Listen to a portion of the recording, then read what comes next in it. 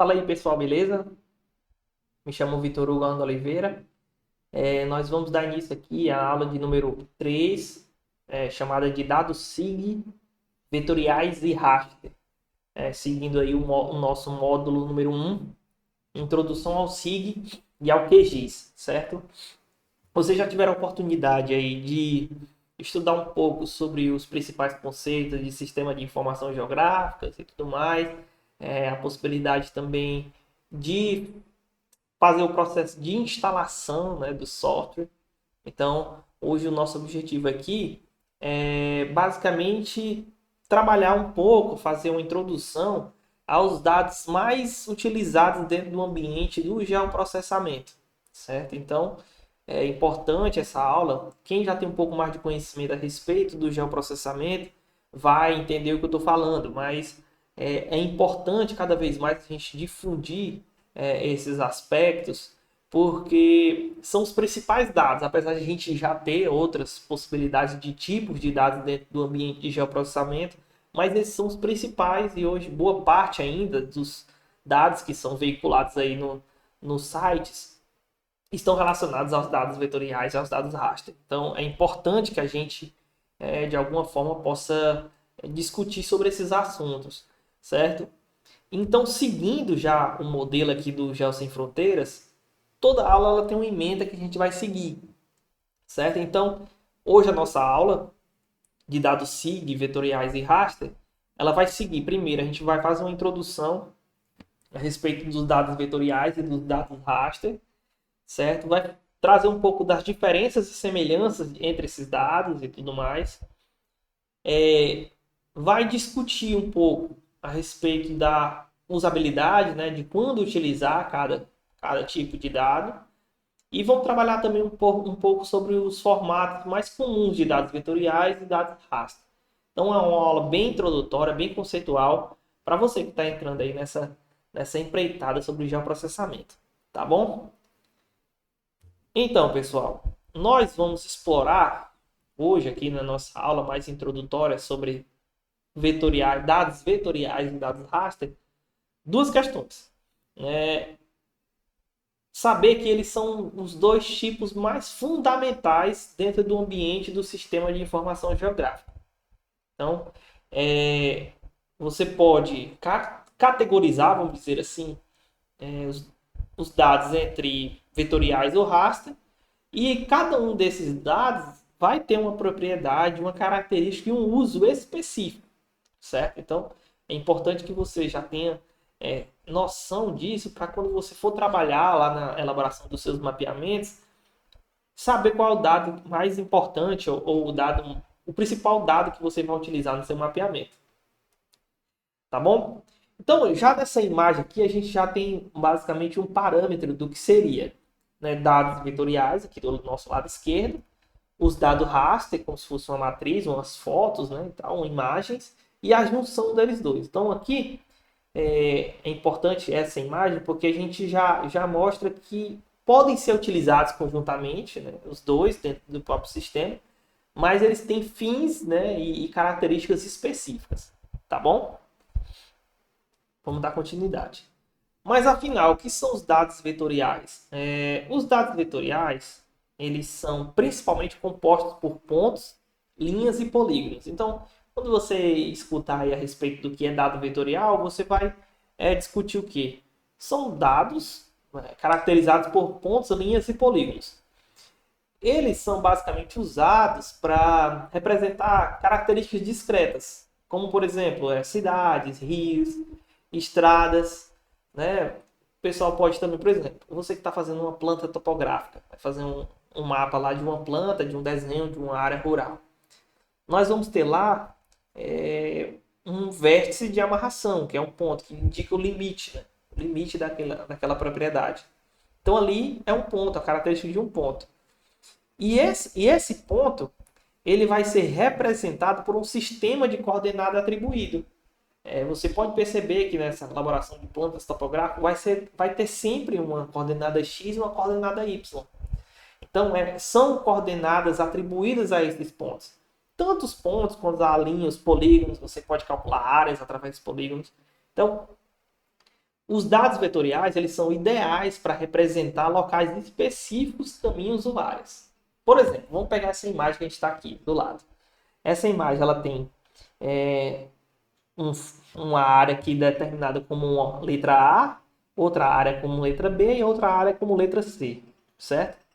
Então, essa área como letra B, letra A e letra B e letra C, vamos definir aqui como se fossem os limites municipais de uma determinada área lá de São Paulo. Aqui o município de Indaiatuba, Salto e talvez, eu acredito que tenha próximo Campinas ou então Itu. Pronto. Então esses 3 municípios eles estão separados por linhas, que são os limites municipais, certo? A divisa municipal aqui são determinadas por linhas. As letras A, B e C são os centros urbanos, né, desses municípios, que são, na nomenclatura, quando a gente for lá para o QGIS, estudar já o QGIS, você vai ver que a gente pode colocar simbologias, né, nessas informações, nesses dados vetoriais. Aí você vai ver que lá vai ser o nome do município, o nome do bairro, né, o nome do logradouro, o nome de um ponto específico. E as cores, né, essas áreas internas, são os polígonos, que são de fato o limite municipal. Né? Ou então uma área de um rio, uma área de um açude, né, de um corpo hídrico. Então, é importante deixar registrado que os dados vetoriais eles são caracterizados por informações discretas. Tá ok? E os dados raster são determinados como o quê, professor? Os dados raster são imagens compostas por pixels, certo? Como é que eu posso dizer para vocês? Eles são ideais para representar dados contínuos como elevação ou temperatura. Não somente isso, né? A gente vai ter a possibilidade, a oportunidade de caracterizar e fazer mapeamentos com dados, né, raster que não são só vinculados à elevação da temperatura. Mas a gente deixa aqui como exemplo essas informações porque fica mais tranquilo, né, de apresentar para vocês. Eles são uma estrutura de dados, perdão, são uma estrutura de dados representados por uma matriz de N colunas e N linhas. Como você pode perceber aqui nessa imagem do lado. Uma matriz de N colunas e N linhas. Infinidade de colunas ou linhas. E aqui estão caracterizados como A, B e C, fazendo referência àquela imagem que a gente viu no slide anterior. Certo? Onde cada célula, o que é a célula? Esse quadradinho aqui onde estão as informações, né? Esse quadradinhozinho aqui onde estão as informações, né? São caracterizados como células, ok? Cada célula dessa é determinada como um pixel, que é caracterizado como um elemento de imagem. Então, o que a gente precisa entender? Que cada informação que está aqui nesse quadradinho, que é relacionado com um pixel, ela tem um valor atribuído a ela. Nesse caso aqui, do exemplo, nós vamos dizer que esse valor que está atribuído aqui seria o valor da elevação dessa região, dessa área. Então, a letra A, que é o pixel, está relacionada a um ponto, né, dentro dessa região aqui com um determinado tipo de elevação. Então, todas essas informações aqui, elas vão lá na frente, quando a gente for fazer o processamento dessas imagens, está relacionado ao modelo digital de elevação. Ah, Vitor, mas eu preciso da imagem só para caracterizar informações geoambientais, né? Informações ambientais. Cada pixel desse vai estar relacionado a uma escala de cinza. E aí vai determinar a cor dessa imagem. Você vai processar essa imagem com as informações que são apresentadas. Então, é importante que essas estruturas de matrizes, né, de linhas, de colunas e linhas, elas são determinadas por pixels e que você pode representar dados diversos. Tá bom? E aí a gente vai trazer um pouco das diferenças e semelhanças, já fazendo aqui referência à imagem. Por exemplo, perdão, você percebe aqui, né, que nós temos aqui o vetor, que é a linha, que é o limite municipal, ou o limite de um açude, seja lá o que for. O polígono que está relacionado aqui ao limite municipal também, então está com a cor diferente. E as informações abaixo relacionadas à altimetria. Então aqui a gente já tem a representatividade de um mapa, de um mapeamento temático sobre a altimetria dessa região, né, de cada limite municipal. E as diferenças e semelhanças, elas estão relacionadas aqui. Os dados vetoriais, eles são baseados em vértices, ou seja, pontos específicos, né? Você vai criando uma linha, vai ter vários, né, vértices. E ela representa características discretas, como eu disse anteriormente. Já os dados raster, eles são baseados em pixels, que representam dados contínuos. Ou seja, aqui é como se fosse o próprio limite municipal, mas é que ele está relacionado ao relevo de cada município, né? Então, esse C que está em cada pixel tem um valor de altitude ou de altimetria atribuído a ele. Então, ele está relacionado ao dado contínuo. Ele vai fazer uma imagem daquela relação. E aí, enquanto os dados vetoriais de raster têm suas diferenças fundamentais, que são essas daqui, baseadas em vértices e pixels e tudo mais, ambos são essenciais na utilização dentro do SIG, né, do Sistema de Informação Geográfica. E eles servem para diferentes aplicações. Nós vamos trazer para vocês, no decorrer do curso, essas diferentes aplicações aqui. Tá bom? Então, o que a gente pode discutir inicialmente é que os dados vetoriais eles são baseados em vértices. E aí você vai lembrar do conceito lá, linhas, polígonos e pontos. E o conceito de raster, né, que está relacionado à matriz de N colunas e N linhas, que cada pixel desse, né, que cada célula vai estar representado a um valor atribuído a ele. Tá ok? E assim, quando é que eu vou utilizar um dado vetorial e quando é que eu vou utilizar um dado raster? Obviamente que a gente vai estudar, e vocês já pesquisaram, acredito, diversas possibilidades de utilização. Mas, como é que a gente pode discutir isso aqui? Nós podemos discutir em que sentido? De fazer um arquivo vetorial, utilizar ele para localizações, para caminhos e áreas específicas. Tá bom? O que é que a gente pode discutir? Por exemplo, aqui nessa imagem, nós temos aqui uma coluna de geometrias, uma coluna de entidade espacial, a representatividade, né, a representação, e o raster. Você percebe que os pontos aqui na entidade espacial, ele está sobreposto à imagem, raster, obviamente, e ele está determinando aqui, vamos supor, corpos hídricos, pequenos açudes, pequenos lagos, certo? Ou então a localização de casas, né, nessa área rural aqui, certo? Então a representatividade aqui vai ser em pontos. Na imagem você não vai conseguir visualizar, mas aqui o raster ele está uma célulazinha, um quadrado. Depois você pode pegar e vai ter um quadradozinho. Então a representatividade raster aqui nessa entidade espacial é um quadrado, que seria a célula. Tá bom? No caso do raster, para representar variações contínuas em uma área, suponhamos, nessa segunda linha aqui, né, na coluna de geometrias nessa imagem, nós temos as linhas, que estão representando aqui corpos hídricos. Né? Acima a gente, por exemplo, tinha falado em corpos hídricos, mas são as nascentes desses rios, vamos supor. E aqui nós temos linhas representando a hidrografia, né? Os rios mesmo, os rios e riachos. A representatividade vetorial é de linha. Né? A de raster, cada linha dessa ela tem uma variação, um dado específico.